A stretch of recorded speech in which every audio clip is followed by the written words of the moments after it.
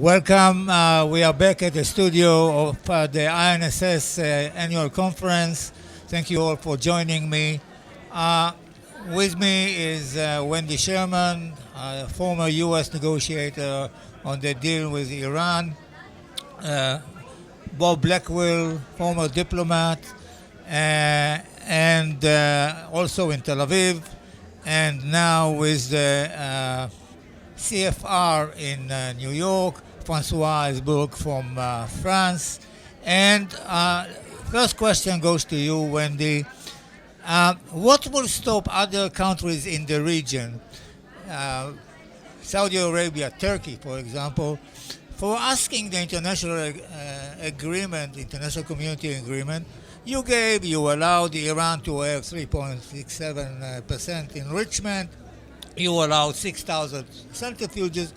What about us? We want the same thing. We don't want anything beyond what Iran got. Well, what I would say to those countries is think hard about making that decision because it's an expensive undertaking. And is that really what you want to do for your community? Virtually every country in the world that has civil nuclear program imports their fuel from another country. From one of the fuel banks that exists, which is a much more cost-effective way to do it. Now, in the case of Iran, they had a quite large program that was not an option that was available to us to get a deal. Would it have been better for Iran to have no enrichment whatsoever? Of course it would be, but this was a negotiation, and in a negotiation, you don't go get everything you want. And what we wanted here was to make sure that Iran could never get a nuclear weapon, and we have accomplished that. Thanks. The next one is to you, François. Of course, there were other participants in this negotiations. What do you think will be the international, beyond what we heard about the U.S. position, the European, for example, reaction if Iran to decide sometime in the future we stop behaving? For whatever reasons, we want to go outside the agreement. Paradoxically, this is an easy one because in the agreement you've got quite an extraordinary device, certainly without precedent in international practice, and that is the snapback clause.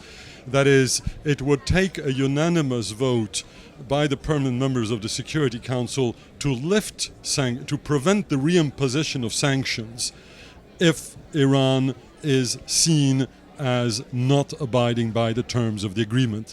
This is just about as cast solid an agreement as I could think. But I'd like to go back a second to the question you posed to Wendy. Okay. I would add to what she said very correctly, and that is, if Saudi Arabia or the Emirates want to have the same level of intrusiveness and control by the P5+1 of their nuclear program, they are welcome. But I'm not sure that they would tremendously like it. Iran is very much in a category of its own, and I'm not sure anybody else would want to be in that category. That's an excellent point. Bob Blackwill, to you the next question. The Republican candidates create the feeling, put it this way, that if one of them becomes the next U.S. president, they will review this whole agreement, and there is a hint of doing something else beyond just reviewing. What is your reaction to this? My reaction is that if the next president is a Republican, they will adhere to the agreement. The international costs of withdrawing from the agreement would be catastrophic. And no president, having worked at the White House 4 times, no president wants to start his tenure in office by causing a crisis not only with the Russians and the Chinese, but with our closest allies. So whatever the candidates say now, they will adhere to the agreement. Now, that doesn't mean that they might not take measures that haven't been taken outside the agreement. But what happens if Iran is caught enriching at 4.1, 4.5? Well, this is a problem because François quite correctly says there's a snapback clause, but there's no automaticity, nor should there be, about when it's triggered. But that, again, would be one in which we would talk first with the allies, the other signatories, and so forth. But I want to enlarge and just say this, but you're right to point that out. It is a problem. No, as Wendy said, no agreement is perfect. What will stop, though, other countries, and the list is familiar, Saudi Arabia, Egypt, Turkey, from proliferating, I think it's not the fact that it costs a lot of money, not the fact that they would have to adhere to certain international intrusion. It is the United States, because if they go that way, it will be because they feel so sufficiently vulnerable that they think they have to do it themselves. And I would guess Wendy agrees with this, although we're from opposite sides of the aisle, that therefore the U.S. role in reassuring them that we're there as a constant and robust security provider is going to be the issue which will lead them to decide one way or the other. And I'm not pessimistic about whether the United States over the next decade or two will provide that role. I think we will, whoever is the next president and the one after that. François. If I may, I'd like to add to that for the 5 permanent members of the Security Council to have done what they did to stop Iran's nuclear program, they haven't done all of this just so that the Saudis or the Egyptians or whoever else would have free rein to all of a sudden try to have their own military nuclear program. The one thing on which these 5 countries are actually agreed, and by the way, it was the same in the days of the Soviet Union, the one thing on which they agree is that there shouldn't be further proliferation of nuclear weapons. This is pretty strong cement, and if we went through all of this effort to get the Iranians to stop their program, it is not in order to let others do so. Yeah, still with you, François. You are quoted widely here by the statement you made that the Middle East is going into the 30 years war. Let me ask you, in your vision of this 30 years war, how does Iran come out of this 30 years? Now, I don't know how anybody comes out of a 30 years war, but I have some idea of how they go in. And here's the paradox of the Iran nuclear agreement. The Iran nuclear agreement makes the region and the world much safer from a nuclear standpoint.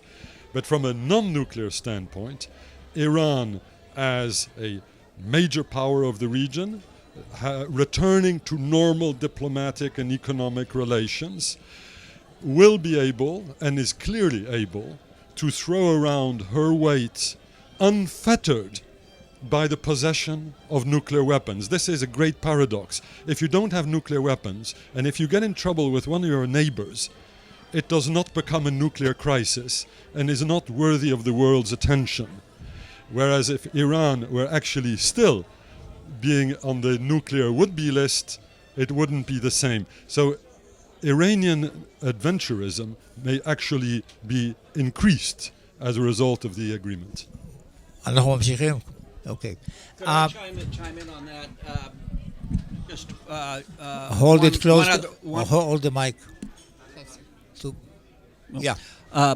One other point, which is that I agree with what François said, but the German philosopher Nietzsche once said that man's most enduring stupidity is forgetting what he is trying to do. I think we should all remember, go back 4 years, what is it we were worried about? It was first, second, third, and fourth, the Iranian nuclear program. It was not Iranian diplomatic covert action. It was the Iranian nuclear program. Now that we have an agreement on the Iranian nuclear program, then people perhaps feel sufficiently self-assured they can say, well, yeah, but what about this, and what about that, and what about that?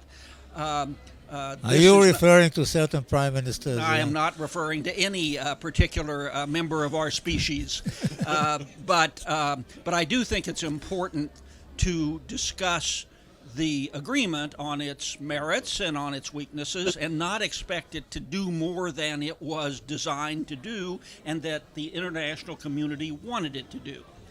That said, I think I'm going to take these two with me all of the time now because they've made excellent points that support the agreement. But I think the underlying point throughout this is to provide the assurance to our partners, to our allies, to those in the region that we have not taken our eye off the ball when it comes to state sponsorship of terrorism, destabilizing the region, human rights abuses, ballistic missiles capable of carrying nuclear weapons, arms trafficking, all of these things that were not the purpose of the Joint Comprehensive Plan of Action, but remain very serious issues. We have been in very close consultation with Israel, very close consultation with the Gulf Arab states and others, with Turkey, and we have to keep that going because there are serious issues. And I think what IISS is doing here at this conference is trying to come up with a comprehensive vision, or at least some of the pieces of it, on which we can collaborate to go after the forces that are creating instability in the region. I thank you all. We are requested to go back to the whole very fascinating interview, and let's have it again next year. Thank you very much. Thank you.